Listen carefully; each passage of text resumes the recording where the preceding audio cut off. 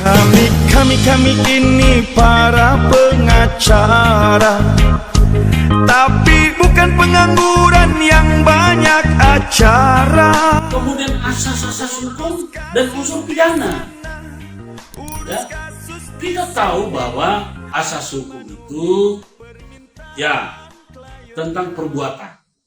Unsur pidana apa yang dilanggar haruslah berkesesuaian dengan filosofi.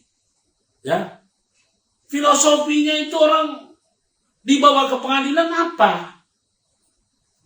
Untuk mempertanggungjawabkan perbuatannya. Tetapi kita sering lihat bahwa orang-orang yang dibawa ke pengadilan sebetulnya mempertanggungjawabkan perbuatan atas rekayasa. Bukankah ini menghabiskan anggaran? Kalau orang diadili, dia tidak pernah bersalah, kemudian dibawa ke persidangan. Ujung-ujungnya, kemudian karena rekayasa itu kuat, lalu dia harus masuk penjara. Berapa banyak anggaran yang keluar dari negara? Padahal orang itu tidak bersalah. Silakan diseleksi di pengadilan di lapas-lapas itu. Banyak orang di sana itu sebetulnya karena intimidasi, mereka dipaksa mengaku, mereka ikut. Contohnya apa? Ada di Jawa Timur ini, korbannya Rian. Atas pembunuhan orang itu adalah dilakukan oleh Rian. Akan tetapi apa yang terjadi? Bukan Rian adalah pembunuh, sedangkan orang yang dipenjara. Mereka sudah keluar dari penjara baru ketahuan bahwa yang bunuh itu adalah Rian. Ya, ini kan berbahaya sekali kalau kayak gini. Rekayasa. Nah, yang saya pertanyakan ini, apakah litbang daripada institusi dan instansi tersebut tidak bekerja? Mestinya kalau ada penyidik yang melakukan rekayasa kasus, dihukum. Tapi ini susah. Saya punya laporan di Propam aja, Polda Jatim, ya mohon maaf Pak, sudah dihentikan. Tapi dari Faminal Mabes Polri datang membuka lagi itu, perkara yang sudah dihentikan. Saya masih tunggu. Saya minta kepada para pejabat, ingatlah, Anda punya anak dan turunan. Kita semua akan mati. Berhentilah melakukan kejaliman-kejaliman. Berikanlah edukasi hukum dan pelayanan hukum pada masyarakat. Meskipun uang yang Anda bawa pulang pada anak istri itu cuma sedikit, lebih berkah daripada Anda bawa pulang uang. Naik mobil, naik apa, sudah bersenang-senang. Akhirnya uang panas itu akan menggiring Anda untuk melakukan hal-hal yang jahat. Jadi sekali lagi, ya, kita perlu mengerti yang namanya falsafah penegak hukum. Ya, falsafahnya penegak hukum, negara cenderung membelokkan ketentuan dan fakta-fakta oleh karena supaya ada yang melanggar hukum. Sehingga pekerjaannya penegak hukum ini tetap ada dan terus berjalan. Sedangkan falsafah advokat adalah cenderung jujur guna meluluskan ketentuan-ketentuan, ya, meneliti dan mencermati fakta-fakta serta mengarah pada pembenaran alasan pelaku terdakwa. Sebagaimana yang sering terungkap dalam diskusi atau dalam konsultasi serta dalam persidangan. Oleh karena supaya orang yang tidak bersalah tidak pernah dihukum. Bahkan kalau bisa, bila perlu pelanggar hukum. Jadi karena kondisi dan keadaan tertentu orang bisa saja melakukan suatu perbuatan yang tentu orang lain itu dirugikan. Ya.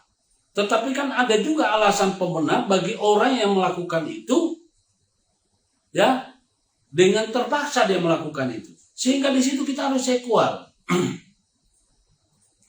Jadi sekali lagi saya, ya.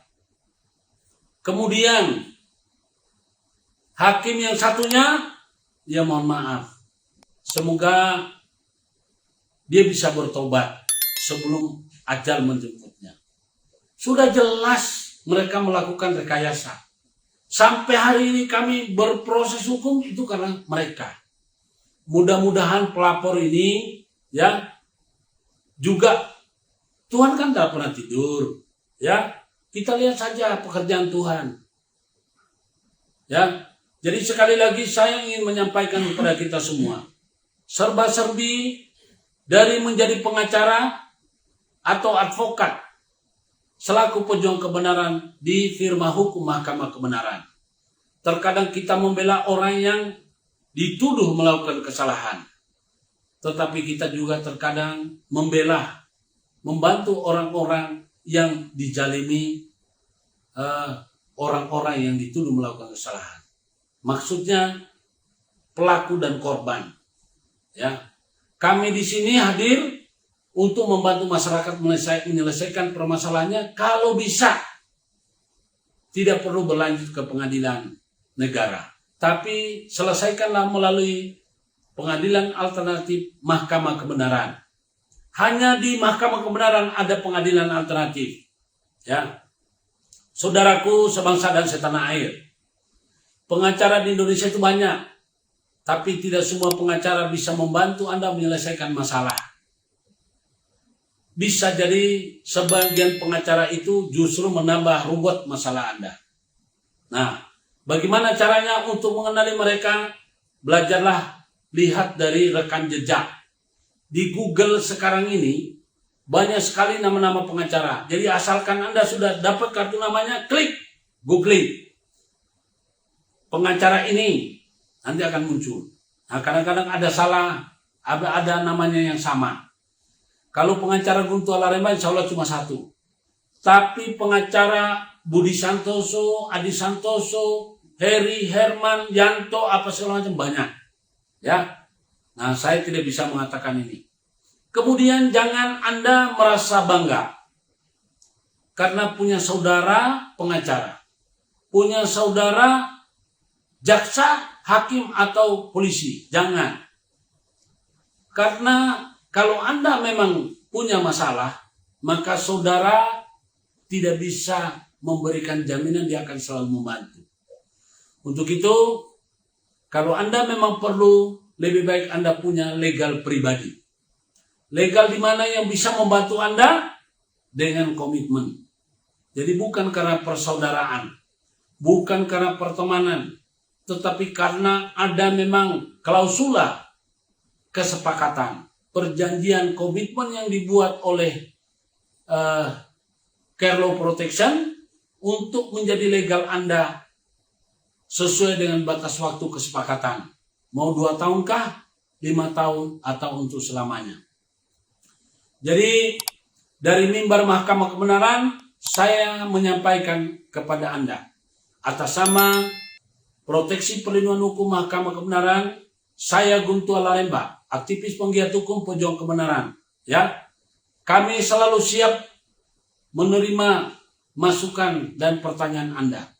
Kalau Anda sedang dalam keadaan diselimuti dengan ketakutan karena berhadapan dengan masalah hukum, silakan hubungi kami. Anda punya masalah tanah, Anda punya masalah waris, Anda punya masalah sengketa, pinjaman, apalagi mau dilelang, silakan hubungi kami. Atau Anda punya keluarga yang sedang dituduh korupsi, silakan hubungi kami. Kami siap membantu Anda, hadir sebagai legal pribadi. Oke, teman-teman, mari kita tegakkan kebenaran walaupun langit akan runtuh. Ya, wabillahi taufiq wal hidayah. Wassalamualaikum warahmatullahi wabarakatuh. Saya pengacara Guntur Alaremba, aktivis penggiat hukum pejuang kebenaran, selaku Kepala Kantor Firma Hukum Mahkamah Kebenaran, menyampaikan permohonan maaf apabila ada yang tersinggung, karena saya tidak bermaksud menyinggung siapapun. Saya hanya ingin menyampaikan kebenaran. Mohon maaf. Ya, salam kebenaran, salam kebenaran, salam kebenaran.